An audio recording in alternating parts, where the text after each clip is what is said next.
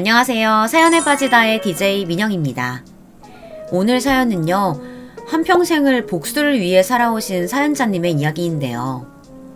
통쾌한 복수 이야기이기도 하지만 한편으로는 가슴이 조금 아파지는 그런 사연이었습니다.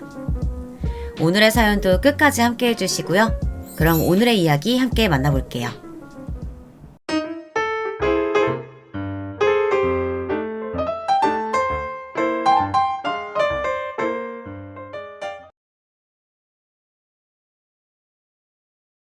안녕하세요. 저는 젊은 나이에 자수성가했다고 자부할 수 있는 30대 남자입니다.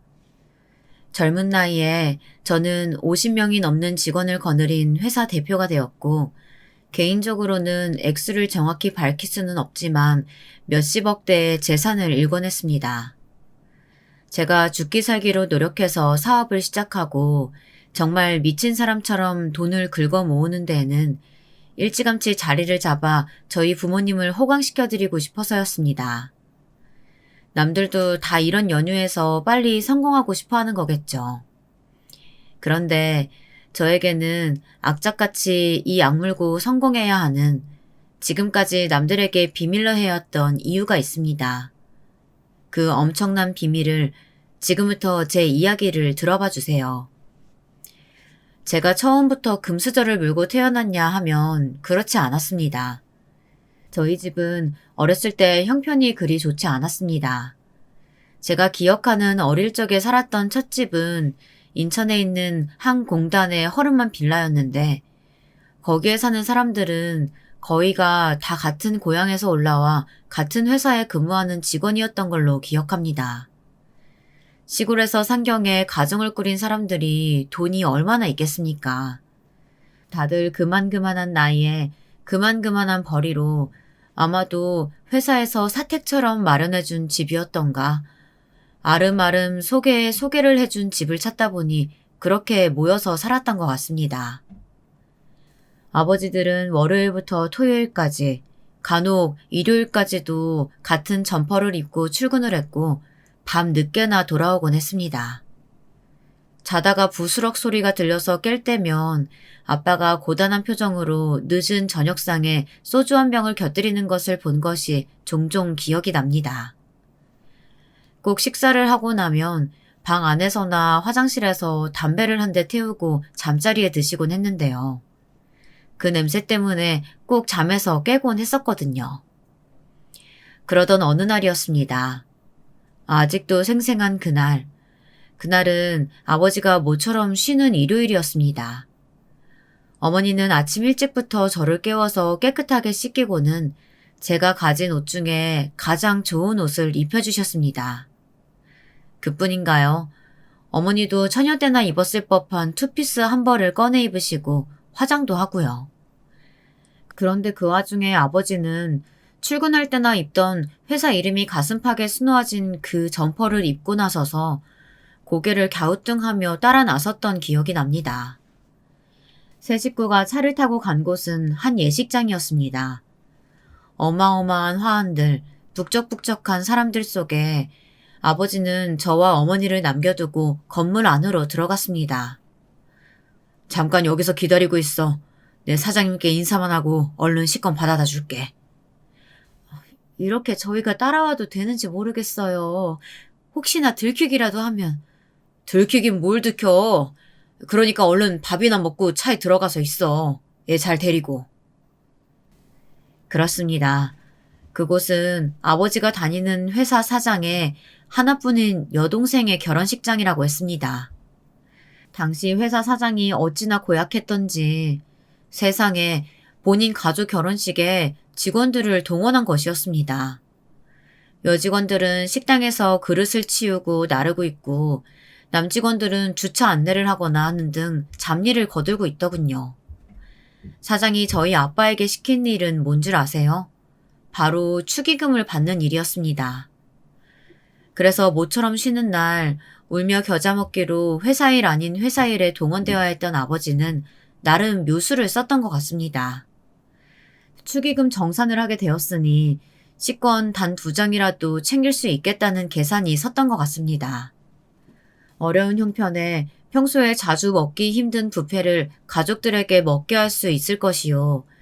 식은 넉넉히 잡아도 반반 나절이면 끝날 테니 끝나고 집에 가는 길에 어디라도 들러 가족 나들이로 바람이라도 쐬고 들어갈 수 있을 것 같아 저희들을 대동하고 결혼식장에 간 것입니다. 저는 그렇게 어머니의 손에 이끌려 뷔페에 갔습니다. 어린 나이에도 괜히 눈치가 보여서 그 맛있어 보이는 음식들도 선뜻 손이 가질 않더군요. 그렇게 접시만 들고 빙빙 돌아다니고 있는데 낯익은 얼굴이 말을 걸어왔습니다. 멀뚱히 쳐다보다가 아는 얼굴이라는 생각이 들자 너무도 놀랐습니다. 가까이서 자세히 보니 평소 말 한 번 섞어보지 않았던 같은 반 여자애가 아는 체를 해온 겁니다. 너 우리 반에 맞지? 여기서 보니까 완전 신기하다. 여기 우리 고모 결혼식이거든. 너는 누구 따라온 거야? 저는 한 번 더 크게 놀랐습니다. 평소에 별로 관심도 없던 그 여자애가 바로 우리 아버지가 다니던 회사 사장 딸이었더군요.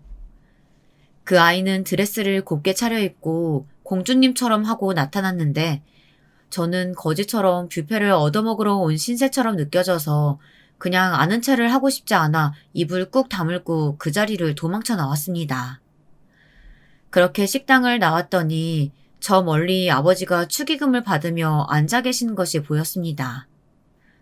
그 순간 갑자기 어떤 아저씨가 나타나 아버지에게 삿대질을 하면서 고래고래 소리를 지르기 시작하는 거 아니겠습니까? 너무도 놀라 그쪽으로 뛰어갔습니다. 그 아저씨는 옆에서 사람들이 사장님 그러지 마시고 진정하세요 라면서 말리자 더더욱 흥분한 듯 보였습니다. 아버지는 어쩔 줄 몰라 쩔쩔매며 사장님의 화를 고스란히 다 받아내고 있는 게 아니겠어요. 지금 멍청이 여기서 앉아서 뭐하고 있는 거야? 내가 장부 똑바로 적으라고 했지? 이러면 돈이 안 맞잖아. 어쩔 거야?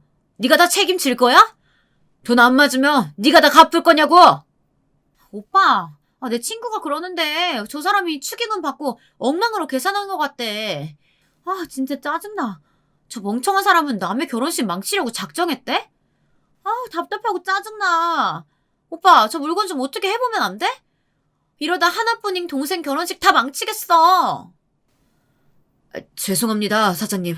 워낙 손님들이 많이 오셔서 식 끝나는 대로 최대한 다시 확인해서 맞춰놓겠습니다. 뭐? 식이 끝나는 대로? 너 지금 나랑 장난해? 사람들 다 가고 돈 다 없어지고 나서 맞춰보면 뭘 어쩔 건데? 네가 아직도 정신을 못 차리지? 야, 너 지금 당장 내 앞에서 무릎 꿇어. 네, 맞습니다. 알고 보니 아저씨의 정체는 놀랍게도 바로 아버지가 다니는 회사 사장이었던 모양입니다. 고급스러운 양복을 차려입은 것과는 달리 얼마나 입이 거칠고 인상이 험악하던져. 아버지가 그런 수모를 겪고 계신 걸 보니 어린 마음에도 북받쳐 올라 눈물이 저절로 줄줄 흐르고 말았습니다. 그리고 바로 그 순간 저는 경악을 금치 못했습니다. 아버지가 갑자기 자리에서 일어나 그 차가운 바닥에 무릎을 꿇고 머리를 조아리기 시작한 겁니다. 사장님, 제가 잘못했습니다. 귀하신 동생분 결혼식에 큰 폐를 끼쳤습니다. 제가 이렇게 무릎 꿇고 빌겠습니다. 일단 한시가 급하니 식을 어떻게든 잘 마치시고 용서해 주시면 어떻게든 제가 책임지고 다시 확인해 보겠습니다. 정말 죄송합니다. 그 사장이란 놈은 뭔가 더 대거리를 하려고 했지만 이내 친척인지 친구인지 뭐라고 귓속말을 하자 갑자기 아버지를 일으켜 세웠습니다. 야, 너 일어나봐. 내 이번 일은 정강이 한 대로 퉁칠 테니까 앞으로 정신 똑바로 차려. 알았어? 그 말을 하면서 동시에 사장은 아버지의 정강이를 대고 세게 발길질을 했고 아버지는 눈물을 찔끔 흘려가며 한쪽 다리를 붙들고 껑충껑충 뛰었습니다. 얼마나 아팠을까요? 아프단 말을 비명처럼 지르는 대신 연신 죄송합니다, 죄송합니다만 외치던 아버지. 저는 그대로 뛰쳐나가려던 걸 이를 악물고 참았습니다. 아버지가 결혼식장에서 아버지를 봐도 모른 체 하라고 신신당부했었던 것이 기억이 나기도 했고 저 멀리서 아까 만났던 같은 반 여자애가 저를 쳐다보고 있다는 것을 아까부터 느끼고 있었기 때문입니다. 그렇게 입술을 깨물어가며 허벅지를 꼬집어가며 숨죽여 지켜보니 사장은 어느새 가버리고 아버지는 절뚝거리면서 다시 자리로 가서 축의금 봉투를 정리하기 시작했습니다. 아버지의 잔뜩 굽은 등이 어찌나 주눅들어 보이던지 눈물 콧물을 죽죽 흘리면서 아버지의 등과 사장이 가버린 자리를 번갈아 노려볼 수밖에 없었습니다. 그나마 아버지가 그 모습을 제가 봤다는 것을 모르는 것 같아 다행이라는 생각에 서둘러 자리를 떴죠. 그날 하루가 어떻게 지났는지 모르겠습니다. 생각보다 이런저런 뒤수습해야 할 일들이 많았던지 아버지는 밖이 깜깜해져서야 예식장 밖을 나왔고 차에서 어디 나들이라도 가려던 저희 가족은 그냥 아무도 말 한마디 하지 않고 그대로 지친 몸을 차에 싣고 집으로 돌아갔습니다. 그리고 그날 밤 저는 아버지 담배 냄새에 또 슬며시 잠에서 깼고 이번에는 엄마와 아빠가 두런두런 이야기 나누는 소리를 듣게 되었습니다. 사장님 정말 너무하는 거 아니에요? 이렇게 쉬는 날 일 시키는 것도 모자라서 뭘 그렇게까지 잘못했다고 사람한테 손찌검을 해요. 아, 그만 좀 해. 글쎄, 부딪혀서 넘어진 거라니까 그러네. 내가 아까 나오는 길에 급하게 나오다가 어디 모서리에 부딪혀서 멍든 거야.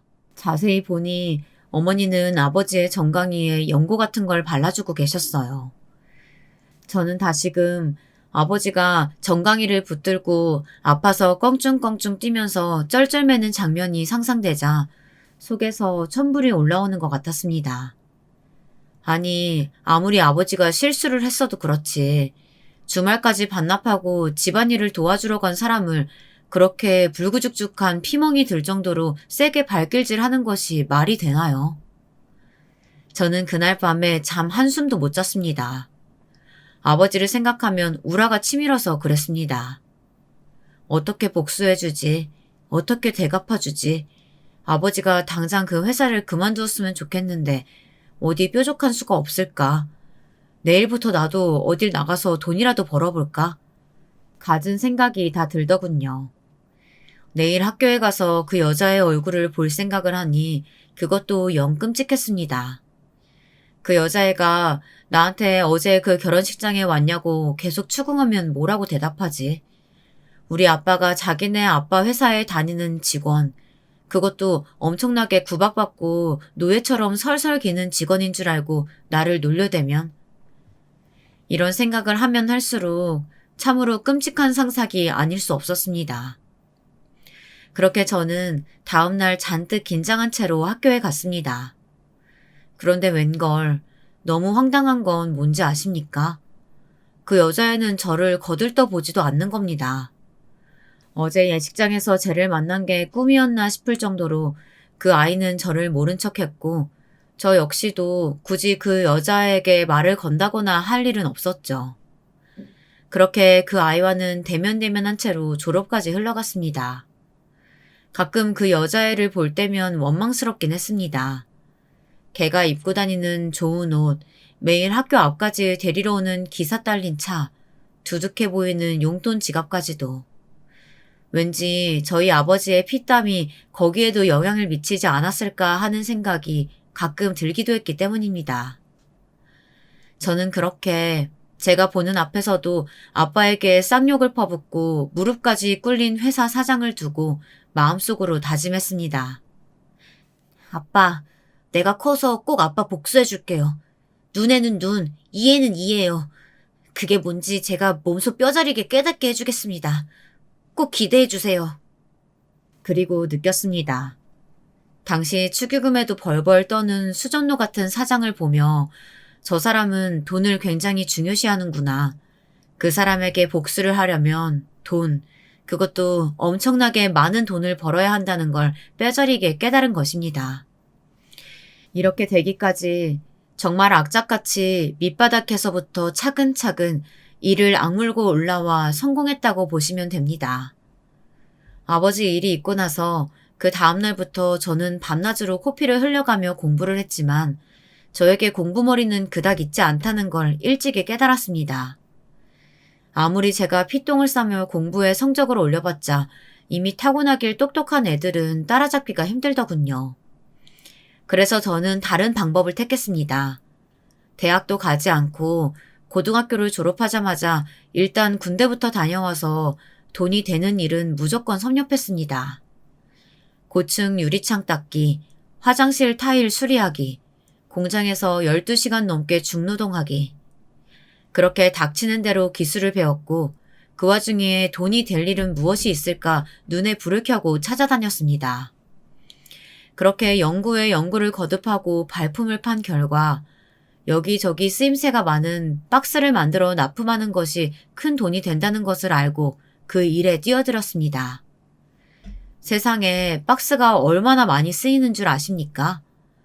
특히나 요즘 택배가 발달되면서 거리처만 잘 뚫어놓으니 돈이 돈을 버는 사업이더라고요. 그렇게 저는 젊은 나이에 큰 재산을 일궈냈습니다. 그리고 여러분 기억나시죠? 그때 그 같은 반 여자의 말입니다. 네, 저는 그 여자에게 연애를 걸었고 프로포즈를 해서 결혼 승낙까지 받아냈습니다. 사장에게 복수를 하기 위해 가장 가까이 접근할 수 있었던 방법은 그 여자애를 꼬셔서 사장의 사위가 되는 수밖에 없다고 계산한 겁니다. 남자가 10번 찍어 안 넘어가는 여자가 있던가요? 제 역사상에는 없었습니다. 마음만 먹으면 세상에서 제일 쉬운 것이 여자들 마음을 살살 녹이는 것이죠. 박스 몇 장 접어 파는 것보다 여자 몇 명 마음 훔치는 게 저에게는 더 쉽더군요. 그렇게 저는 그 여자애를 작정하고 제 여자로 만들었습니다. 그렇게 저는 만반의 준비를 마치고 예비 처가로 향했습니다. 마음을 굳게 먹고 커다란 집으로 들어섰습니다. 그리고 마침내 마주한 그때 그 아저씨, 여자친구가 소개한 그 사장놈이 내 장인이라네요.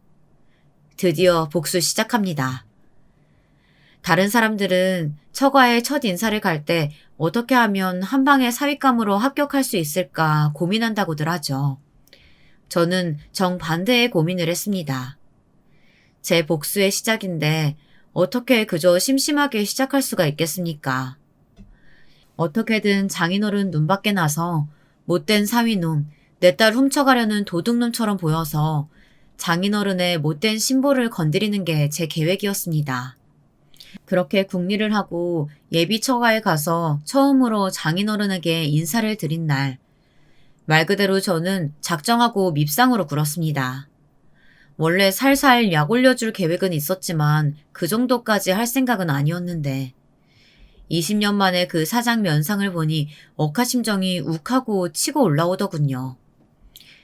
네, 오늘 열받아서 잠도 못 자게 약을 잔뜩 올려주고 가야겠다 하는 생각이 들어 신이 나기 시작했습니다. 먼저 처가에 들어서자 인자한 척 미소로 반겨주는 장인 장모에게 고개만 까딱하고 쌩하니 들어갔습니다. 인사성도 없는 놈이 게다가 빈손으로 인사를 드리러 온 것을 알아채자 단박에 장인어른 눈썹이 움찔하며 얼굴이 굳어지는 게 보이더군요. 혹시 빈손으로 왔나? 내 딸은 자네 집에 인사 갈 때 내가 손수 최고급 과일이며 와인 들려보냈었는데 혹시 못 받았나? 잘 받았습니다. 저희 집에서 무척 좋아하셨습니다. 제가 오늘 빈손으로 온 것은 마침 아주 일이 바쁜 날이었어서 차마 준비를 못해서 그렇습니다. 다음에 선물 사오겠습니다. 이렇게 방귀 낀 놈이 성낸다고 뭐 그깟 조잡한 선물이 대주냐는 투로 대답했더니 더 이상 별다른 대꾸는 안 하고 저를 미리 차려둔 밥상으로 데려가더군요. 첫 사윗감 온다고 거하게 차려준 밥상을 두고 이런저런 대화가 오가기 시작했습니다. 그래, 아버님 어머님은 뭘 하시나? 두 분 다 살아계시고? 감히 저희 부모님 안부를 묻다니 순간 가슴이 차갑게 얼어붙는 것 같았지만 침착하게 대답했습니다. 사실 저희 부모님은 3년 전 두 분 다 돌아가셨습니다. 저의 복수를 직접 눈에 담게 해드리고 싶었는데 사업에 성공해서 이것저것 많이 해드리려고 했지만 그래도 제가 지금껏 부모님께 받은 것에 비하면 아직 멀었다고 생각하고 있을 때 아쉬운 마음에 정말 피눈물을 흘리며 보내드려야 했습니다. 요즘은 가끔 그런 생각을 하기도 합니다. 제가 이렇게 복수를 하는 것을 살아생전 보셨다면, 그래, 네 마음이 그렇게 해서 풀린다면야 잘했다고 칭찬을 해주시려나요? 아니면 절대 남에게 해가 되는 일은 해서는 안 된다고 생전에 말씀하셨던 것처럼 저를 불러 조용히 혼내주시려나요?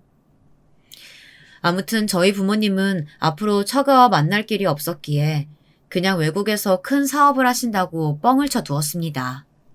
나중에라도 결혼이 성사되기 전에 저희 부모님 성함이라도 듣고 기억이라도 해내면 곤란한 일이 생길 것 같기도 해서였습니다. 어쨌거나 재력이 빵빵하신 양친 부모님이 살아계신다고 하면 쉽게 결혼 승낙을 받을 수 있을 것 같아 그렇게 이야기한 것도 있었습니다. 부모님에 대해서는 더 할 말이 없는지 장인어른은 이윽고 다른 질문을 던졌습니다. 일찍이 성공했다고 들었는데 젊은 나이에 어떻게 그렇게 큰일을 했나? 거기에 대해서라면 진실된 마음으로 할 말이 많았습니다. 실제로 제가 젊은 나이에 크게 사업에 성공할 수 있었던 것은 아버지가 일찍이 물려주신 사업 미천 덕이 컸으니까요. 아버지는 본인이 젊은 나이에 돌아가실 것을 예감하셨던 건지 제가 군 전역하자마자 저에게 평생을 남 밑에서 피땀 흘려 모은 제법 큰 돈을 물려주셨습니다. 그러면서 이야기하셨죠. 소도 언덕이 있어야 비빈다고. 예나 지금이나 자식들이 분가할 때 부모의 도움이 있고 없고 차이에 따라 20대, 30대 사회초년생의 삶이 많이 차이가 난다. 부모가 죽을 때까지 돈 쥐고 있어야 자식이 효도한다는 사회적 통념과는 상반되는 생각이다. 나는 생각이 다르다.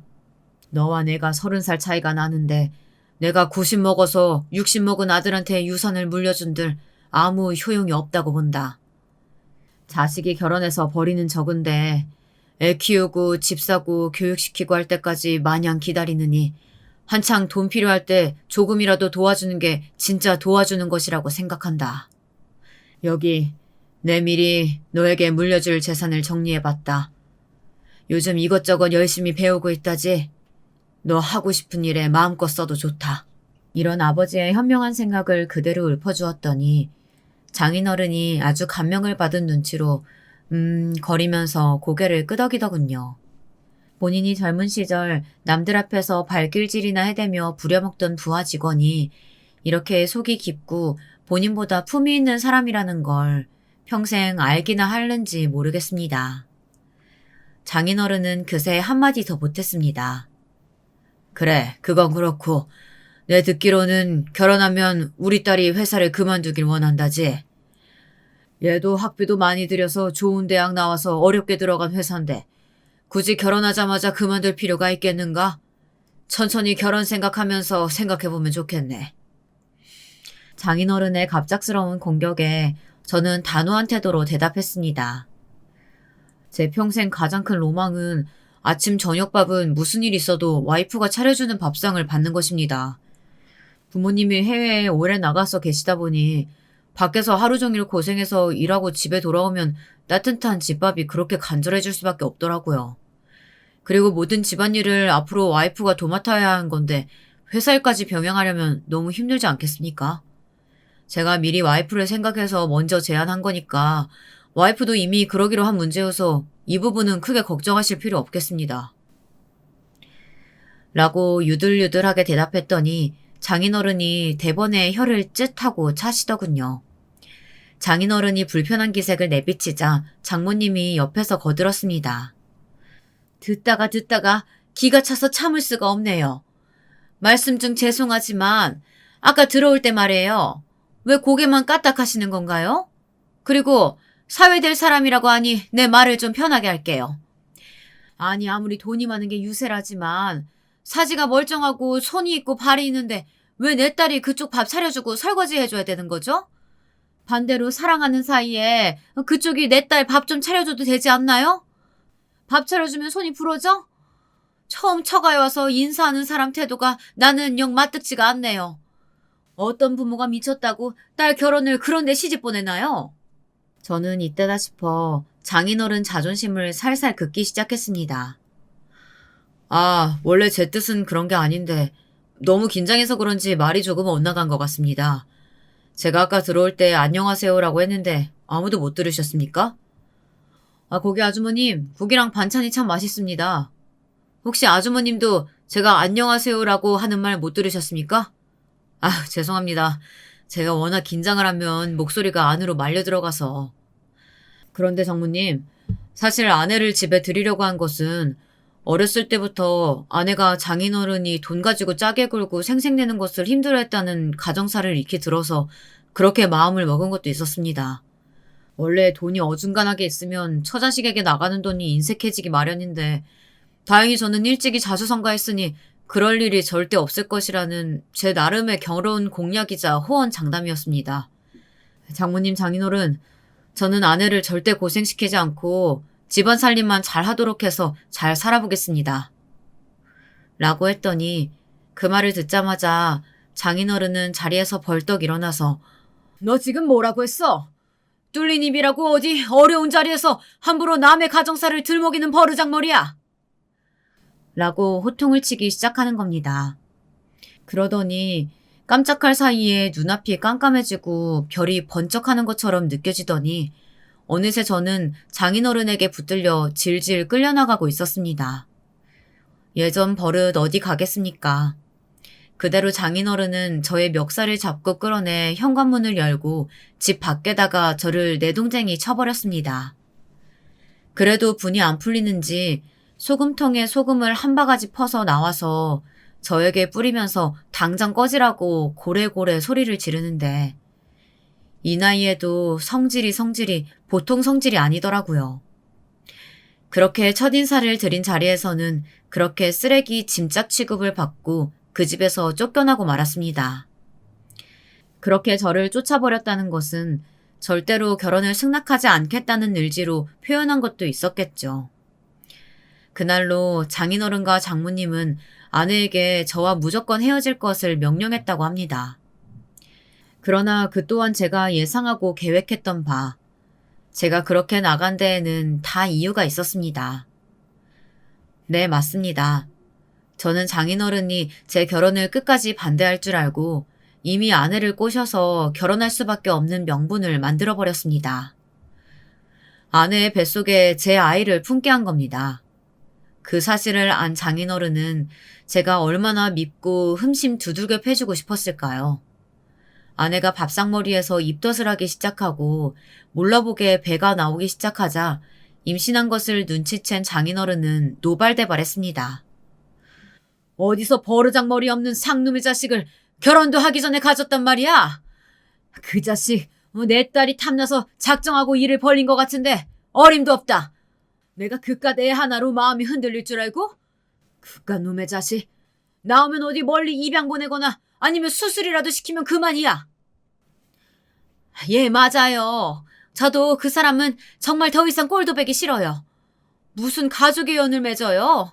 사람이 영 기분이 깨름직한 게 우리 집안 말아먹을 관상이란 말이 딱 맞아요. 나는 이 결혼은 애가 생겼다고 해도 반대해요. 내가 내일 꼭 병원에 데려갈 테니까 그렇게 알아요. 그렇게 장모님은 아내를 데리고 산부인과로 향했습니다. 병원에 가서 애를 지우는 수술을 할 수 있냐고 물었고 의사에게 진찰을 받고 기다리니 의외로 청천벽력 같은 말을 듣게 되었다고 합니다. 하필 아내의 몸이 약해서 이번 아이가 잘못되면 앞으로 평생 애를 가질 수 없을지도 모른다는 겁니다. 여자로서 앞으로 살아갈 날이 창창한데 평생 자식 하나 못 가져보고 살게 될 수도 있다는 말이었습니다. 이 사단의 결과로 애를 못 가지게 되면 그래서 저랑 헤어지더라도 새로 맞이할 신랑 쪽에서 이 사실을 알고 힘이라도 잡게 되면 장모님도 아내도 차마 그 자리에서 수술을 하겠다는 결단을 하지 못하고 그대로 집에 힘없이 돌아갔다고 하더군요. 그날로 아내는 먹지도 않고 마시지도 않고 시위에 들어갔습니다. 잘 먹고 잘 자고 온갖 좋은 것을 다 해다 바쳐도 몸이 축나는 게 애를 베는 일인데 급기야 아내는 한밤중에 응급실에 실려가기까지 했고 결국 장인어른과 장모는 저와 아내의 결혼을 허락하고 말았습니다.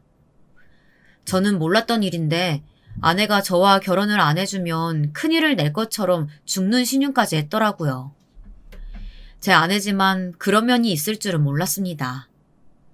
자, 그렇게 저는 계획대로 아내와의 결혼을 승낙받게 되었습니다. 그리고 마지못해 결혼을 허락한 장인에게는 앞으로 엄청난 시련이 닥칠 일이 하나 있었습니다. 바로 딸의 결혼식입니다. 제가 앞서 저희 아버지를 무릎 꿇린 그 멍청한 짓을 했던 장소가 결혼식장이라고 하지 않았습니까?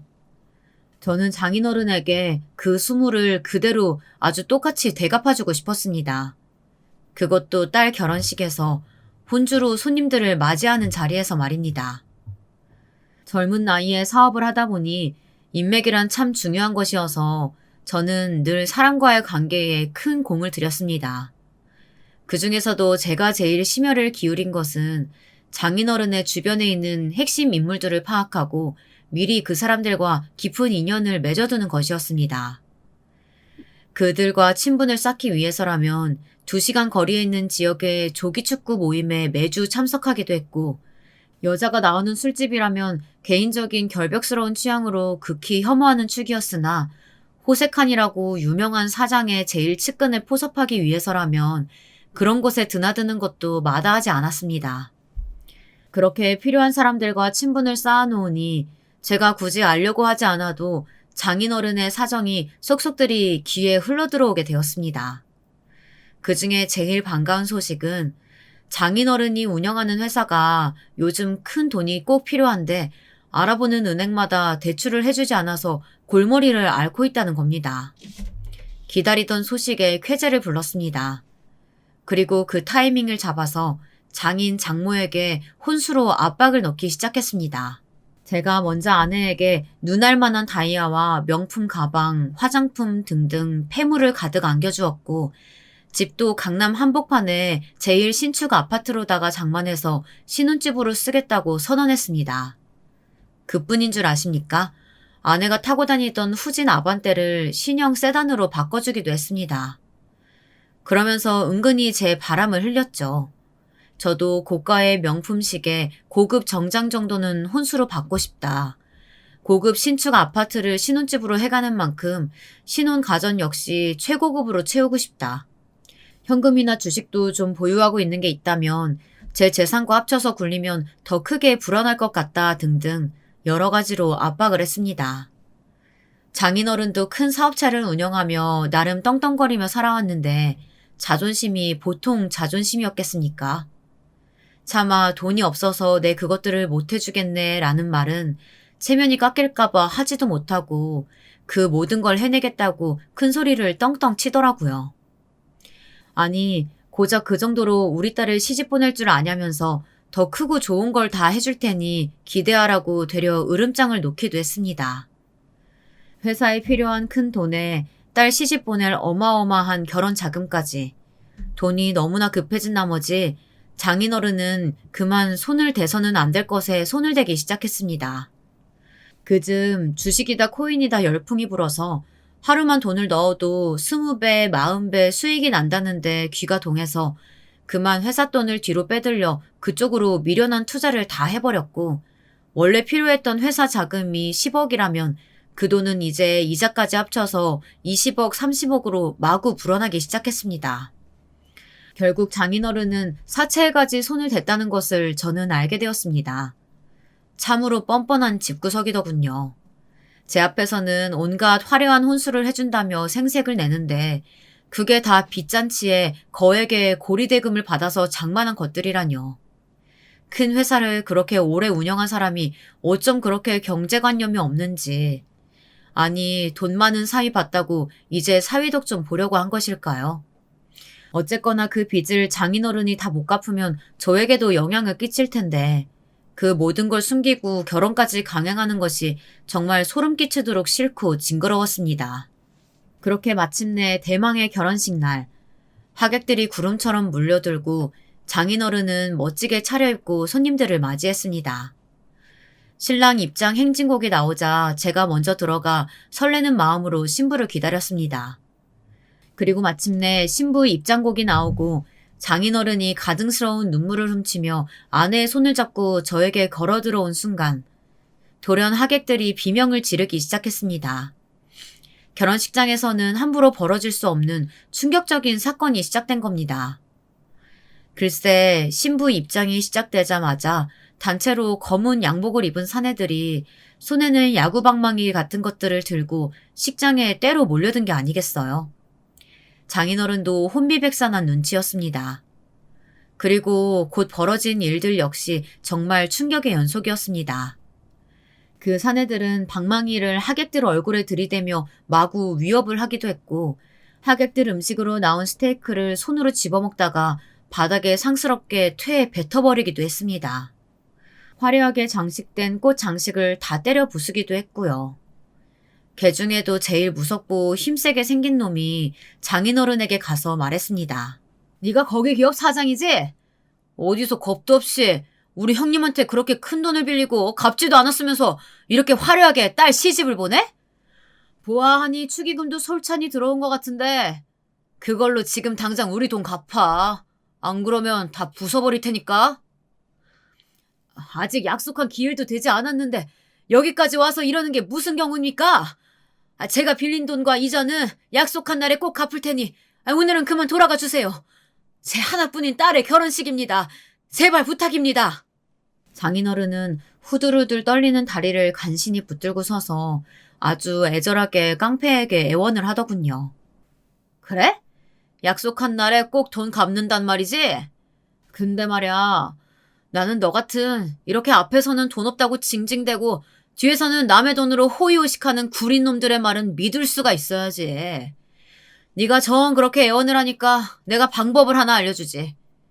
지금 여기 네 가족, 친척, 친구들 앞에서 무릎 꿇고 맹세해봐. 그럼 내가 오늘은 물러가 줄게. 대체 왜들 이러십니까? 제가 어떻게 딸 자식 앞에서 무릎을... 선생님, 갚을게요. 갚는다고요. 제발 이번 한 번만 넘어가 주세요. 장인어른이 완강히 무릎을 꿇는 것만은 거부하자 깡패 두목은 갑자기 주례 선생 코에 주먹을 날렸습니다. 갑작스러운 일격에 주례 선생은 비명을 지르고 하객들도 놀라서 막 소리를 지르고 경찰을 부르고 난리가 났습니다. 그제서야 장인어른은 황급히 무릎을 꿇고 빌더군요. 갚을게요. 네, 이렇게 무릎 꿇고 약속합니다. 갚겠습니다. 죄송합니다. 깡패 두목은 그제서야 만족한 듯 장인어른에게 그래? 그렇다면 내가 한번 믿어보지 하면서 장인어른에게 이제 그만 일어날 것을 명령했습니다. 그렇게 그대로 돌아가는가 싶더니 돌연 장인어른의 정강이를 한 대 세게 걷어차주고는 말했습니다. 당신이 우물쭈물거리는 바람에 애꿎은 저 사회자인지 뭔지 아는 양반이 한 대 얻어맞았으니까 당신도 한 대 맞아야 공평하지 않겠어? 이따가 가족 사진은 찍어야 할 테니까 내 선심 베풀어서 얼굴은 안 건드리고 다리 한 대만 걷어차주겠어. 그리고 똑똑히 기억해. 이번 약속한 날까지 돈 갚지 않으면 다리를 그냥 잘라버릴 줄 알라고. 그렇게 으름장을 놓고 깡패들은 사라지고 장인어른은 한참을 정강이를 붙들고 껑충껑충 이리 뛰고 저리 뛰더군요. 여러분, 그 모습을 보는 제 심정이 어떨지 짐작이나 하시겠습니까? 지난날 아들 앞에서 그 수모를 겪으신 아버지가 생각나면서 말로 표현할 수 없을 만큼 큰 감정의 소용돌이를 느꼈습니다. 똑같이 복수를 해주면 정말 너무도 속이 후련하고 시원할 줄 알았는데 장인어른도 제 자식은 중하다고 이렇게 많은 사람들 앞에서 그 수모를 겪고도 참는 걸 보면 오만 가지 복잡한 생각이 들면서 입맛이 씁쓸해지더라고요. 이쯤에서 궁금하실 겁니다. 그 깡패놈들이 어떻게 그렇게 속속들이 알고 쪽집게처럼 저희 아버지가 겪으신 수모를 장인어른에게 똑같이 대갚아 주었을까요? 그 사실을 알면 정말 기가 막히실 겁니다. 사실 그 사람들은 장인어른이 돈을 빌린 고리대금 업체랑은 아무런 상관도 없는 사람들입니다. 그냥 어디 동네 깡패들 중에 시간 되고 돈 필요한 사람들 불러다가 협박을 시킨 것뿐입니다. 뭐 그런 일 하는 사람들 보면 다 비슷하게 생기지 않았습니까? 그냥 아무나 데려와서 나 빚쟁이요 하면 빚을 진 사람들은 100이면 100 겁을 먹게 되어 있다 이 말입니다. 게다가 장인어른이 얼마를 빌렸는지 언제까지 얼마를 갚아야 하는지 속속들이 알고 있는데 당연히 자기가 돈을 빌린 데서 조폭들을 보냈구나 하고 속을 수밖에 재간이 없게 만든 거죠.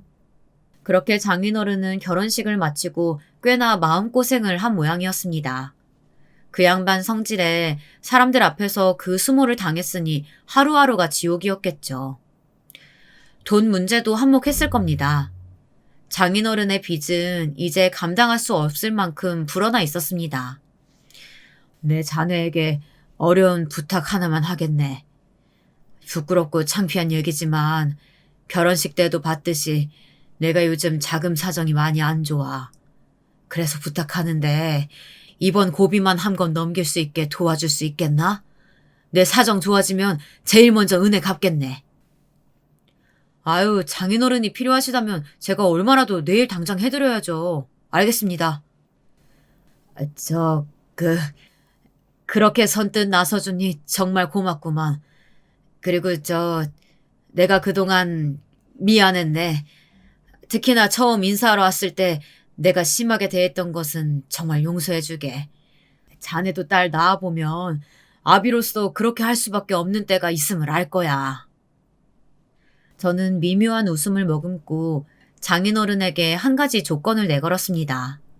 제가 물심양면으로 장인어른을 금전적으로 도와드릴 수 있는 부분은 지원하긴 할 건데 만약에 혹시라도 끝내 일이 잘못되면 그때는 제가 아버님이 다시 일어서실 수 있도록 이런저런 조언을 할 수도 있는데 그것을 받아들일 수 있으시겠냐. 그게 어려우시겠다면 저도 앞으로 아버님과의 사이가 틀어지는 건 원하지 않기에 금전적으로도 엮이고 싶지 않다. 하지만 금전적으로 이렇게 엮이는 이상 정말 한 가족이 되었다고 생각하고 추후에 제가 하는 소리가 아쉬운 소리라도 밉지 않게 받아들일 수 있으시다면 제 돈을 얼마든지 가져다 쓰시라고 말씀드렸습니다. 그래, 고맙네. 알겠네. 내 명심하겠네. 그럴 일 없게 내가 아주 다시 크게 일어서 보겠어. 근데 이렇게 자네랑 처음으로 길게 마주 앉아 단둘이 이야기를 나눠보니 자네가 왠지 익숙하고 낯이 익어. 우리가 언제 일전에 만난 적이 있던가? 장인어른은 이렇게 자기가 아쉬울 때가 되어서야 제 얼굴을 찬찬히 뜯어보더니 뭔가 익숙하다는 느낌이 들었나 봅니다. 네, 제가 제 아버지 아들이니 당연 얼굴에도 닮은 구석이 많겠죠. 그렇게 남들 앞에서 부려먹고 괴롭히고선 자기는 우리 아버지 얼굴도 까맣게 잊어버리고 살았다니. 조금은 짠해 보였던 장인어른의 얼굴이 다시 부하가 치미는 얼굴로 다르게 보여 그만 몸을 부르르 떨고 말았습니다. 아무튼 장인어른은 그간 돈에 얼마나 시달렸던지 제 말뜻이 무엇인지 헤아려 보지도 않고선 그냥 그저 고개를 끄덕이며 저에게 큰 돈을 3번이나 받아갔습니다. 그런데 사업이라는 게 말입니다. 이미 그렇게 큰 구멍이 몇 개나 난 이상 이미 밑빠진 독에 물 붓기나 다름없고 그대로 망해버리는 건 시간 문제라는 것을 아십니까? 결국 장인어른은 회사를 말아먹을 대로 말아먹고 집에는 빨간 딱지, 즉 차 앞 딱지가 마구 붙어서 갈 데도 없는 신세가 되어 저희 집에 머무르게 되었습니다. 저는 할 일 없이 집에서 빈둥빈둥 노는 장인어른 꼴이 보기가 싫어서 장인어른을 불러 넌지시 권했습니다. 마침 퇴근길에 보니까 저희 집 근처 큰 갈빗집에서 발레 파킹을 구하고 있던데 그 일을 한번 해보질 않겠느냐고요. 사위에게서 고깃집 대리운전이나 하라는 어이없는 잡소리를 듣고 장인어른은 질색팔색하며 저에게 마구 따졌습니다. 지금 나한테 고깃집에서 뭘 하라고? 자네 제정신인가? 아니, 아무렴 내가 사업이 망했어도 나는 자네 아내의 아버지고 한 기업을 이끌었던 사람이야. 할 말 못할 말이 따로 있지. 지금 나를 무시하는 겐가? 저는 그게 아니라고 조근조근 설명을 드렸습니다. 제가 분명히 장인어른에게 큰돈을 몇 번이나 빌려주기 전에 나중에 제가 조언하는 일들은 주저없이 받아들이실 것을 맹세하지 않았냐. 지금 당장 마땅히 뭘 하실 일도 없지 않으시냐. 또 사업을 하신다고 해도 미천이 필요하실 텐데 지금 나도 장인어른에게 큰돈이 몇 번이나 흘러 들어간 탓에 여유 자금이 없다. 도리어 나는 장인어른에게 빌려드린 돈을 일부라도 지금 당장 받고 싶다. 그런 와중에 지금 찬물 더운 물 가릴 때냐.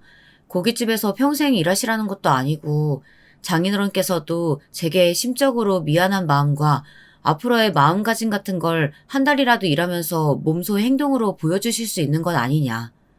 그리고 거기서 일하면서 눈동량, 귀동량으로 장사 노하우라도 전수받으시면 나중에 제가 큼지막하게 그 정도 가게라도 하나 차려드릴 수 있을 것 아니냐고 아주 세세하게 설명을 해드렸습니다.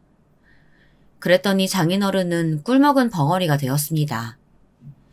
장인어른은 그렇게 동네 고깃집에서 발레 파킹이나 하는 신세가 되었습니다. 아, 성질이 더러워서 그렇지 주차를 제법 잘 하던걸요. 술에 취해서 시비 거는 손님들 대거리도 곧잘 하고 그 직업이 아무래도 천직인 것 같았습니다. 평생을 그런 일이나 하면서 살 수 있도록 제가 적극적으로 주선해 볼 생각입니다. 한편 저희 장모님은 어떻게 살고 계신지 궁금하지 않으십니까? 장모님은 저희 집에서 식모 아닌 식모 노릇을 하고 있는 중입니다. 처음 인사 갔던 자리에서 왜 내 딸이 그쪽 밥을 차려주고 설거지도 해줘야 하냐고 대묻던 장모는 이제 스스로 제 손으로 제 밥을 차리고 설거지를 하는 중이랍니다. 이 사연을 듣는 분들 중에는 제가 너무한다고 하시는 분들도 계실 것 같습니다. 장인어른에게 억하심정이 있어서 복수를 하면 됐지 굳이 장모님에게까지 너무 심하게 대하는 것 아니냐고요. 그런데 이 이야기를 들으시면 생각이 달라지실 겁니다. 제가 결혼하고 장인어른도 아니고 장모님 때문에 또 한 번 피눈물을 흘린 일이 있었다면 믿으시겠습니까? 결혼하고 5개월쯤 지났을까. 아내가 출산이 다가오자 몸도 무겁고 아주 힘들어해서 장모님이 제 집에 며칠간 머물렀던 일이 있었습니다. 그날은 모처럼 저도 집에서 아내와 장모와 함께 식사를 하고 다 같이 과일을 먹으면서 텔레비전을 보고 있었던 날이었습니다. TV에서 옛날에 했던 드라마를 방영해 주는데 거기서 한 회사의 부장 와이프가 부하 직원 와이프들을 종처럼 부려먹는 장면이 나오지 않겠습니까? 과장 와이프를 불러다가 김장을 시키고 대리 와이프를 불러다가 그 집 막둥이를 유치원에서 데려오게 하는 일을 시키고 사원 와이프를 불러다가 집 청소를 시키는 장면 같은 게 나오더군요. 그 장면을 보자 장모님은 깔깔 웃으며 이야기했습니다. 맞아. 나 때문에 저런 게 정말 흔한 일이었어. 아유, 그땐 살기가 참 좋았는데. 나는 시키지도 않았는데 회사 직원들이 와서 막 집안일을 거들어주고 그랬다니까. 그때는 직원들이 회사 다니면서 사장님한테 고마워할 줄도 알고 참 따뜻하고 좋은 세상이었는데 요즘엔 세상이 참 각박해. 불현듯 저희 어머니와 아버지가 생각났습니다. 설마 우리 엄마한테도 저런 일을 시킨 적이 있다는 건가? 반신반의하며 장모님을 슬쩍 떠봤습니다. 아, 맞아요, 장모님. 요즘 세상에는 직원들 불러다가 저런 일 시켰다가는 큰일 납니다. 아주 세상이 천지개벽했어요. 예전에는 어떤 일들까지 대체 시켰던 거예요? 제가 듣기로는 무슨 예식이며 장례식 있을 때 직원들을 동원하기도 했다고 하던데.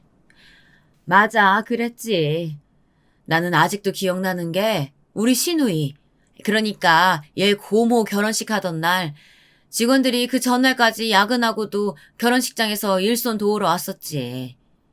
그 중에서도 좀 안타까운 직원이 한 명 있었는데 내가 봤을 때도 그 직원이 유난히 성실하고 일도 잘했단 말이야.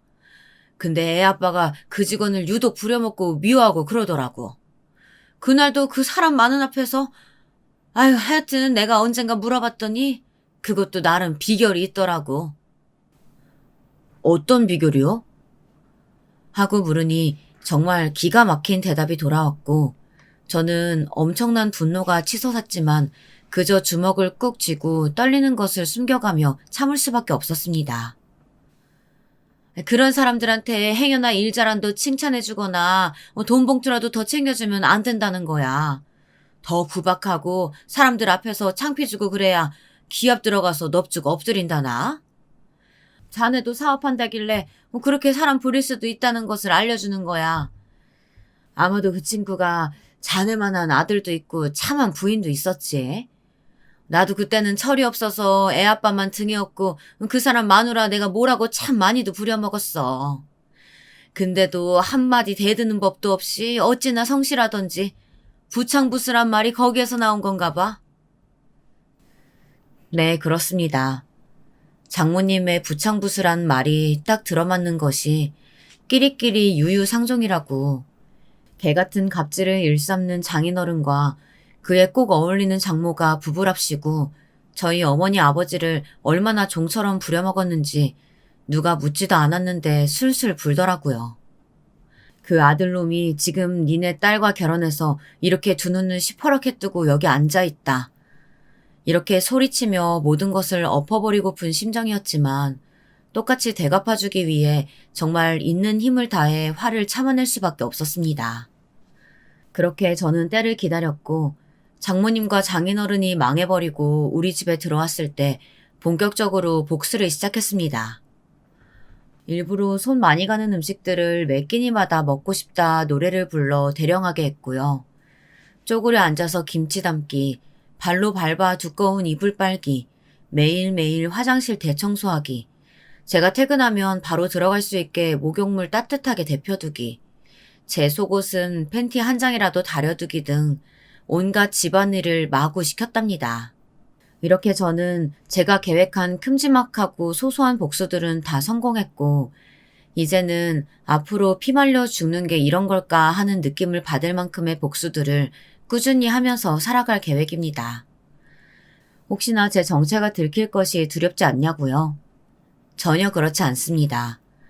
오히려 그게 더 심장이 두근두근한 것이 활력이 넘치는 삶이 될 것 같아요. 장인어른 장모님이 평생 제 정체를 모르고 제가 부려먹는 대로 당하다가 돌아가시면 그것 또한 당한 대로 대갚아주는 것이라고 생각합니다. 지금도 여전히 장인어른 장모님은 제 부모님의 존재조차 기억 못하고 계시지 않습니까? 들키면 들키는 대로 그것 또한 저분들에게 크나큰 충격과 분노일 테니 어쩌면 그것도 통쾌한 복수 중에 하나가 될 수 있겠죠.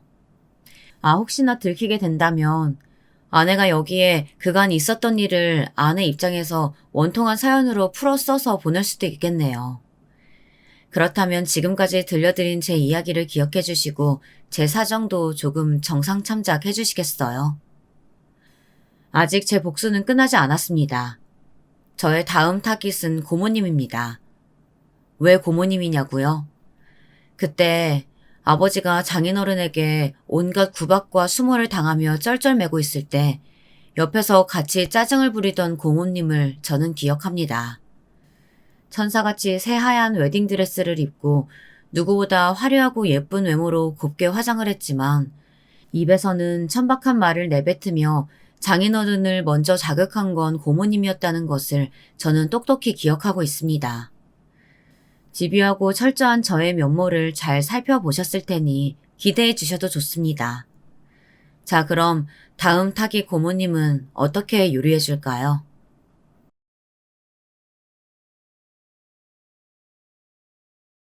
안녕하세요, 여러분. 저는 평소에 여기 올라오는 사연의 글을 읽는 것도 좋아했고 듣기도 많이 들었지만 마냥 재미있기만 했는데 직접 겪어보니 차원이 다르더군요. 저에게도 이런 일이 생길 수 있다고는 생각도 하지 못했습니다. 조금 길겠지만 끝까지 읽어주시면 감사하겠습니다. 저와 예비 신랑, 그러니까 지금부터 예랑이라고 칭하겠습니다. 예랑이와는 약 10년 정도 연애를 한 사이였습니다. 제가 신입생 때 예랑이와 만났어요. 예랑이는 저와 1살 차이가 나는 오빠였지만 재수를 해서 대학교에 들어왔기 때문에 저희는 같은 학년이었습니다. 예랑이를 처음 본 곳은 신입생 OT였습니다. 또래 친구들보다 약간은 조용하게 자리에 앉아있던 예랑이에게 눈길이 갔었습니다. 하지만 그때 당시 막 사귄 친구들과 떠드느라고 예랑이와는 친해질 기회가 없었습니다.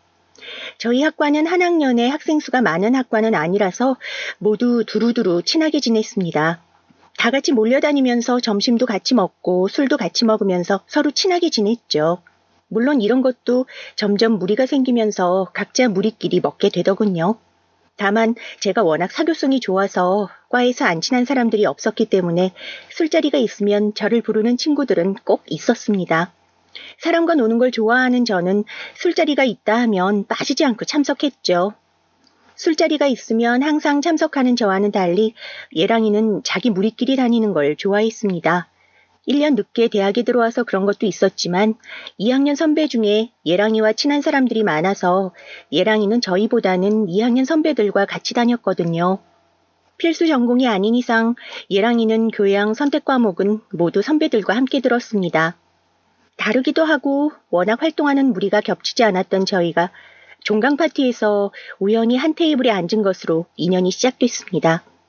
그 술자리에서 같이 술도 먹고 취한 친구들을 보살펴주며 친해진 저와 예랑이는 2학기가 시작되고 나서 서로 과제도 도와주고 밥도 자주 같이 먹고 그랬죠. 그런 저와 예랑이를 보고 예랑이 친구들과 제 친구들은 둘이 사귀는 거 아니냐고 은근슬쩍 떠보기도 많이 떠봤습니다. 뭐야? 너 민수 오빠랑 사귀는 거야? 맞아, 나도 궁금해. 둘이 무슨 사이야? 아이, 뭐래. 그런 거 아니야. 친구들은 장난으로 한 말이었지만 저는 싫지 않았습니다. 예랑이가 나쁜 스타일도 아니었고 오히려 멀끔하게 옷도 잘 입고 훈훈한 외모의 훈남 스타일이었거든요. 목소리도 좋고 다정한 사람이라 과에서 예랑이에게 좋아한다고 고백한 여자들도 좀 있었고요. 주변에서 계속 잘 어울린다, 사귀는 거냐, 둘이 뭐냐 이런 소리를 들으면서 저는 저 나름대로 예랑이에게 호감을 표현하기도 했습니다. 예랑이 생일에 예랑이가 가지고 싶어 했던 선물을 준다거나 술 먹고 다음날 숙취로 고생하는 예랑이에게 숙취 음료도 주면서 은근슬쩍 마음을 표현했죠. 그런 제 노력 덕분인지 1학년이 끝나고 해가 바뀌는 자정에 예랑이에게 사귀자는 고백도 받을 수 있었습니다. 그해 겨울 저희는 정말 많이 놀러 다녔습니다. 알고 보니 예랑이와 제 본가는 차 타고 20분이면 갈 수 있을 정도로 가까워서 동네에서도 자주 놀고 돈을 모아 친구들과 함께 싼 비행기 티켓을 구매해 제주도도 놀러가서 놀기도 했고요. 하루는 제가 차 타고 드라이브 가고 싶다는 말을 생각 없이 했는데 그 다음 날부터 운전면허 학원에 등록해서 진짜 한 달 만에 면허를 따오기도 했습니다. 아버님 몰래 차를 끌고 나와 겨울바다에 갔다가 조개구이도 먹기도 했죠. 물론 그날 바로 아버님에게 엄청 혼나기도 했지만요. 시간이 흘러 저희가 사귄 지 100일이 조금 안 됐을 무렵 예랑이에게 입영 통지서가 왔습니다. 마음 같아서는 1년만 더 나랑 학교를 다녀달라고 하고 싶었어요. 친한 오빠 동생으로는 학교를 다닌 적이 있었지만 연인으로는 학교를 다닌 적이 없었으니까요. 게다가 예랑이가 군대 다녀오면 제가 졸업반이거나 졸업을 했을 테니 캠퍼스 커플에 대한 로망을 제대로 이루지 못했다는 서운함도 생기더군요. 하지만 예랑이는 이미 대학교를 오기 위해 1년 재수를 해서 지금 안 가면 자기도 엄청 가기 싫어질 것 같다고 하면서 남들 다녀올 때 갔다 오겠다고 하더군요. 저는 그런 예랑이의 선택을 지지해 주기로 했습니다. 예랑이가 군대를 간다는 생각에 하루하루 싱숭생숭한 마음으로 지내고 있었는데 예랑이가 갑자기 전화를 해서는 집 앞 카페로 나와달라고 하더군요. 무슨 일인가 싶어 허둥지둥 모자만 푹 눌러쓰고 예랑이가 말한 카페로 갔더니 한다는 말이 자기 기다리지 말고 좋은 사람 있으면 만나도 좋다는 말이었습니다. 그 말이 얼마나 서운하던지. 나 기다리지 마. 나보다 더 좋은 사람 만나. 저는 그런 서운한 말을 하는 예랑이의 멱살을 꽉 잡고 말했습니다. 웃기지 마. 내가 군대도 못 기다릴 것 같아? 그리고 헤어지자는 말은 내가 해야지 왜 오빠가 해? 나랑 헤어지고 싶으면 군대 갔다 와서 무사히 돌아오고 말해. 알겠어? 그래 이 녀석아. 기다려달라고 무릎 꿇고 엉엉 울면서 빌어도 봐줄까 말까인데 기다리지 마? 아주 웃기고 있네. 듣고 있는 내가 더 어이가 없다. 갑자기 나타난 예랑이 누나의 등장에 서운했던 분위기가 순식간에 녹아내렸습니다. 언니는 저에게 잡혀있는 예랑이의 머리를 한 대 쥐어박으며 제 옆에 앉았습니다. 근처에 볼 일이 있던 언니가 제 얼굴도 볼 겸 맛있는 저녁도 사줄 생각으로 저를 만나고 오겠다고 말한 카페로 왔다가 저와 예랑이의 대화를 들으셨다고 하더군요. 그날 그 카페에서 저는 언니가 사준 케이크를 예랑이는 주지도 않고 다 먹었고 언니는 제 옆에 앉아 예랑이를 열심히 째려보면서 엄청난 잔소리를 늘어놓았습니다. 자기보다 어린 애기 꼬셔놓고 이제 와서 군대 가니까 놓아주겠다고? 얼척이 없다, 얼척이 없어. 아주 너는 내가 이거 보무님께도 다 말씀드릴 거니까 그렇게 알아. 알겠어? 아니, 누나, 나는 그런 게 아니고. 아, 됐어. 한 번만 더 그런 똥폼 잡아봐, 아주. 요즘 드라마랑 영화가 아주 애들 망쳐놨어. 어휴. 결국 예랑이의 헤어지자는 말은 흐지부지 됐고 어린 날의 객기로 취급됐습니다. 저희는 그 후로도 아주 잘 만났습니다. 오히려 군대 가기 전에 더 신나게 놀아야 한다며 서로의 본가에 가서 하룻밤 자고 오기도 하고 예랑이 누나와 남동생과 함께 놀이동산도 가서 사진도 많이 찍고 그랬죠. 저희는 자연스럽게 각자의 집에 인사도 했고 예랑이가 군대에 들어가던 날에는 어머님, 아버님, 언니와 남동생과 제가 예랑이를 배웅하는 게 당연했습니다. 예랑이가 입대하는 그날은 저도 지금 생각하면 아주 민망할 정도로 울었습니다. 지금 생각하면 그렇게 펑펑 운 저 때문에 어머님과 언니는 제대로 슬퍼할 시간도 없었을 것 같아서 죄송하기도 했고요. 하지만 어머님은 그런 저를 꼭 안아주며 우리 아들을 위해 이렇게 울어주는 예쁜 여자친구가 있어서 너무 다행이라고 말씀해 주셨습니다. 어쩜 우리 아들이 이렇게 예쁘고 다정한 아이를 데려왔을까? 나를 닮아서 그런지 우리 아들이 보는 눈이 좋나 봐. 어리지, 예쁘고 착하지. 내 동생한테 너무 아까운데? 우는 저를 달래주시겠다고 장난을 치시는 언니와 어머님 덕분에 저도 마지막은 울지 않고 웃는 얼굴로 남자친구였던 예랑이를 보내줄 수 있었죠. 입대하고 약 한 달 정도가 지나자 수료식이 다가왔습니다. 저는 역시나 예랑이 부모님과 언니 동생을 따라 같이 가겠다고 예랑이 집 앞으로 찾아갔죠. 그런 저를 어머님은 따뜻하게 맞아주셨어요. 오히려 너무 춥게 입고 왔다며 어머님은 급하게 나와서 목도리를 하지 못해 비어있는 제 목에 자신이 방금까지 두르고 계셨던 가장 아끼시던 목도리를 둘러주셨죠. 아이고, 우리 아들 때문에 좋은 나이에 여기까지 와서 어떻게 해. 춥진 않아? 수료식을 끝내고 집으로 돌아가는 길에 어머님께서 제 손을 잡고 물어보셨습니다. 저는 괜찮다고 말하며 도리어 어머님의 손을 꽉 잡아드렸죠. 저희 엄마와는 또 다르게 따뜻한 손이 너무 좋았거든요. 시간이 흘러 예랑이가 신병 위로 휴가를 나올 때는 저희 엄마와 아빠가 예랑이를 데리고 맛있는 저녁을 사주시기도 하셨습니다. 예랑이는 짧은 머리를 제 부모님에게 보여드리기가 마음이 쓰였는지 가발이라도 쓸까 하며 제게 묻기도 했고요. 아니, 나도 예쁜 모습 보여드려야지. 엄마가 너 너무 예쁘다고 나보다 더 너 이야기 많이 하셔. 나도 너희 부모님께 예쁨 받아야지. 요즘은 가발도 잘 나오던데 한번 써볼까? 에이, 뭐래. 오빠 군인인 거 우리 부모님도 알고 계시거든. 나 수료식 가는 날 오빠 집 앞까지 우리 아빠가 데려다 주셨어. 그렇게 예의 차릴 필요 없어. 엄마 아빠가 오빠 맛있는 고기 먹이고 싶다고 하셨으니까 부담 느낄 필요 없고 그냥 가서 맛있게 먹고 오는 거야. 알았지? 저는 그렇게 예랑이를 데리고 동네에서 유명한 고깃집에서 엄마 아빠와 맛있는 저녁을 먹었습니다. 제가 외동이라서 그런지 엄마 아빠는 정말 예랑이를 좋아하셨어요. 든든한 아들이 생긴 느낌이라고 엄마는 예랑이의 앞접시에 고기를 가득 놓아주시며 말씀하셨고 예랑이는 엄마가 고기를 주는 족족 저에게 주면서 맛있게 먹으라는 말도 빼먹지 않았죠. 화기애애한 분위기 속에서 정말 기분 좋을 때 말고는 술은 입에도 안 대시던 아빠도 예랑이와 한 잔, 두 잔 드시더니 아주 기분이 좋다며 예랑이에게 휴가 기간 동안 이걸로 놀라며 용돈도 많이 주셨습니다. 예랑이는 예의 바르게 그 돈을 받으면서 말했죠. 감사합니다, 아버님. 이 돈으로 지민이랑 휴가 동안 재밌게 놀겠습니다. 예랑이는 정말 그 다음부터 휴가가 끝나기 전까지 저와 신나게 놀고 부대로 복귀했습니다. 예랑이가 부대로 복귀하고 나서 저는 아주 지극정성이었죠. 우체국 가장 큰 택배 상자에 예랑이가 가장 좋아하는 과자를 잔뜩 사서 넣어 보내주기도 했고, 발렌타인데이나 기념일에는 엄청 큰 편지지를 사서 빈틈없이 편지를 써 예랑이가 부탁한 물건들과 함께 보내기도 했고요. 무조건 헤어진다는 일말상초에도 저는 꿋꿋이 버텼습니다. 물론 주변에서 그런 저를 가만히 두지 않았습니다. 학교를 다니는 중간중간 고백을 하는 사람들도 있었고, 남친 군대에 있으니까 전역하기 전까지만 놀자는 사람들도 있었습니다. 저를 잘 모르는 사람들은 정말 기다리는 거냐며 미련하다고 놀리기도 했고요. 사람 힘들 때 헤어지는 거 아니다. 대한민국 남자들 중에 정말 군대에 가고 싶은 남자가 얼마나 있겠어.